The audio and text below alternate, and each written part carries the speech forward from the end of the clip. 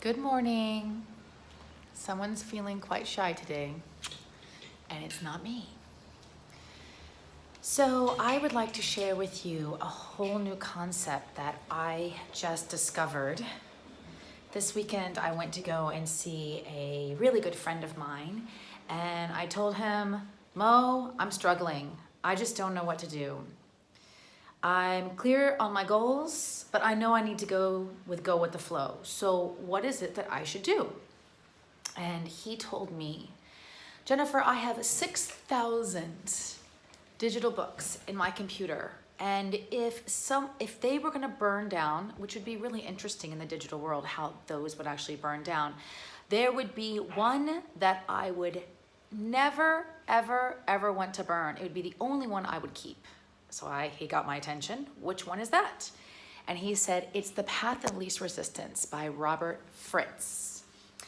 So I became a little bit skeptical because I said, I already know The Path of Least Resistance. I'm a big Abraham Hicks fan.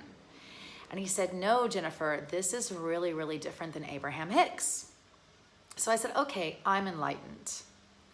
So he explained to me that Robert Fritz explains that the path of least resistance has a few principles.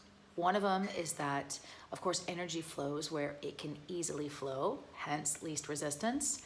Number two, that the underlying structure where the energy flows is like a riverbed. And number three, you can change that riverbed. So those concepts I kind of already knew. But then he went to go on and tell me that I was suffering from something called oscillation. And oscillation is that I want to make a change, and then I realize the effort I need to take in order to make that change, which then leads me to think, oh, maybe I want continuity and not change, which then leads me to want to avoid change. And this is a really vicious cycle that we go through when we are contemplating making changes towards a specific outcome we want.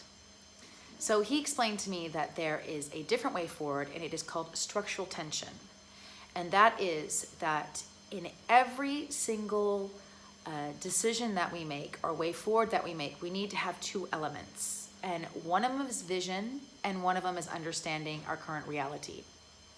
Now, I thought that was a little bit strange because in the Abraham Hicks ways of doing things, you don't look at your current reality. You completely focus on only your vision.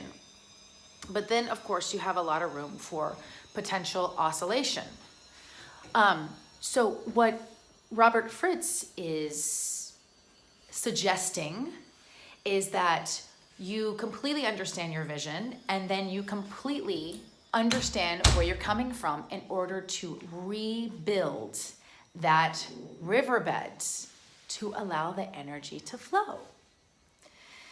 So I am very, very intrigued, and I'm going to leave a link of a video with this small introduction so you can also see what Robert Fritz has to say.